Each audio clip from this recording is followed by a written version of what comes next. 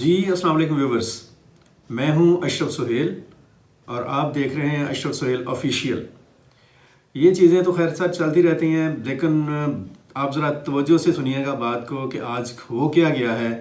और वही हुआ है जिसके बारे में हम पिछले 2 3 4 दिनों से बार बार वार्न कर रहे हैं, बार बार जिसकी तरफ तवज्जो दिला रहे हैं। अगर आप देखना चाहें तो हमारी इससे मुतल्लिक वीडियोज़ जो सी हैं उनके लिंक्स मौजूद हैं हमारे चैनल के ऊपर।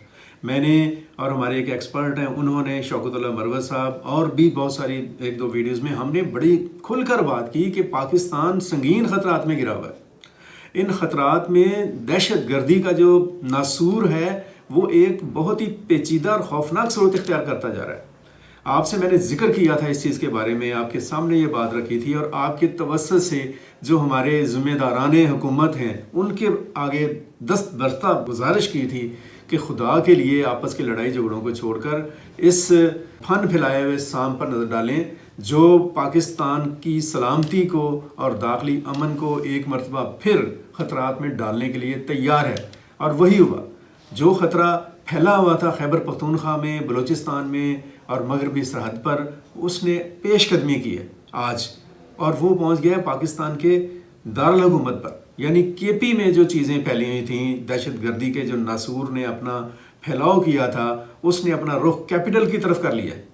आप अंदाज़ा करें इस चीज़ का कि पाकिस्तान का जो दारुल हुकूमत है उसके आई-10 सेक्टर में आज सुबह एक खुदकुश धमाका हुआ है। ये खुदकुश धमाका एक पैगाम है, एक मैसेज है पाकिस्तान के ज़िम्मेदारान के लिए, स्टेक होल्डर्स के लिए, कि खुदा के लिए अपनी आंखें खोलें। उनके लिए एक सवालिया निशान है। इसकी वजूहात पर मैंने जैसे कहा कि पहले भी बात की है कि क्यों ये सारा कुछ हो रहा है। हमारे सर के ऊपर अफ़गानिस्तान डिस्टर्ब है, हमारे मशरक़ में इंडिया जो उनसे है वो बहुत मुतहर्रक और फ़ाल है। हमें उनसे शिकायत ही कोई नहीं है।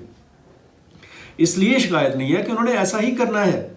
हमें तो दुख उन लोगों के साथ है, हमें तो तकलीफ़ उन लोगों से है कि जिनकी ज़िम्मेदारी है ऐसी साजिशों को और ऐसी रेशा दवानियों को रोकने की, वो अपनी उस ज़िम्मेदारी को अपनी टॉप प्रायोरिटी पर नहीं ले रहे हैं। उनकी अव्वलीन तरजीह कुछ और बनती जा रही है। अब देखें, आज जो धमाका है उसमें एक पुलिस एहलकार शहीद हुआ है, एक आम शहरी शहीद हुआ है। कब तक ऐसा होता रहेगा? ये हमारी जो सिक्योरिटी इदारे हैं, हमारी अफवाज के जो लोग हैं, मुसल्लह अफवाज के लोग, आप कभी जाएँ ज़रा बॉर्डर्स के ऊपर, कभी जाएँ मगरबी सरहद के ऊपर जहाँ पे बाढ़ लगाई है पाकिस्तान की अफवाज ने, वहाँ पर किस किस्म के हालात हैं। इन सर्दियों में ज़रा ड्यूटी तो देकर देखें, इन सर्दियों में दहशत गर्दों के सामने खड़े होकर तो देखें। एक पता है एक चीज़ का, वो जो टैक्सी थी वो मशकूक थी, उसको रैकी किया जा रहा था, उसको चेक किया जा रहा था। इस चीज़ के 100% खदशात थे कि यहाँ से कुछ भी हो सकता है, मौत ही बरामद होगी, और वो मौत ही बरामद हुई। एहलकार एक शहीद हो गया। वो एक एहलकार शहीद नहीं हुआ, वो पूरी पाकिस्तानी कौम की रूह को ज़ख्मी करके गया, वो हमारे दिलों को ज़ख्मी करके गया। हमें इसकी बहुत तकलीफ़ है, पाकिस्तान के लोग इसमें मुस्तरब हैं, लेकिन हम कर क्या रहे हैं? मुझे याद आ रहा है रोम का वो जो वाक़या है कि उन्होंने कहा कि रोम जल रहा था, जिसमें कहा गया और नीरू बांसुरी बजा रहा था। यहाँ पाकिस्तान जलने की पोजीशन पर दोबारा से आ रहा है। अल्लाह ना करे कि ऐसा हो, लेकिन ऐसा होता दिखाई दे रहा है। कैसे हम आंखें बंद करें? और यहाँ पे पता नहीं कितने नीरू हैं जो बांसुरियाँ बजा रहे हैं। खुदा के लिए आप असेंबलियाँ तोड़ने के चक्कर से निकल आए। खान साहब, आप मुल्क के एक बहुत मोतबर और पॉपुलर लीडर हैं, मुल्क को बचाने के बारे में सोचें। हम लोगों ने एक नया ड्रामा शुरू कर दिया है।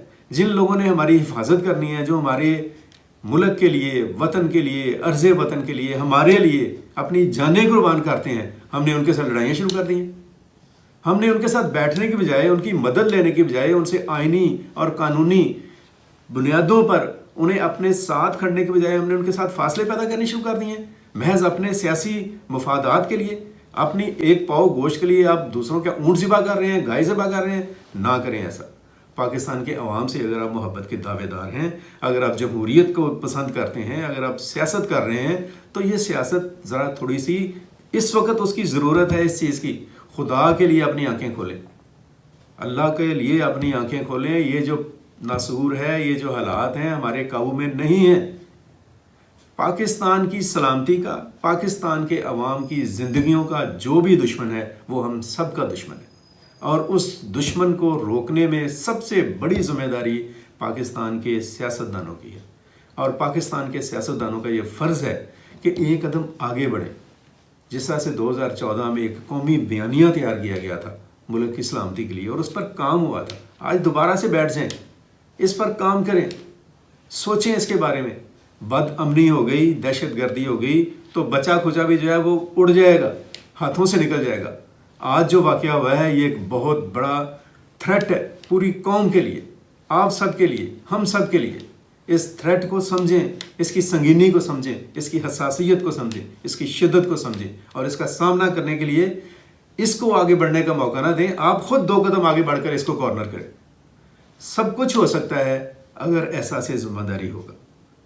मैं ये नहीं कहता किसी को कि उसको एहसास नहीं है, लेकिन मैं ये समझ रहा हूँ कि ये जो एहसास है ये आपकी पहली तरजीह नहीं है।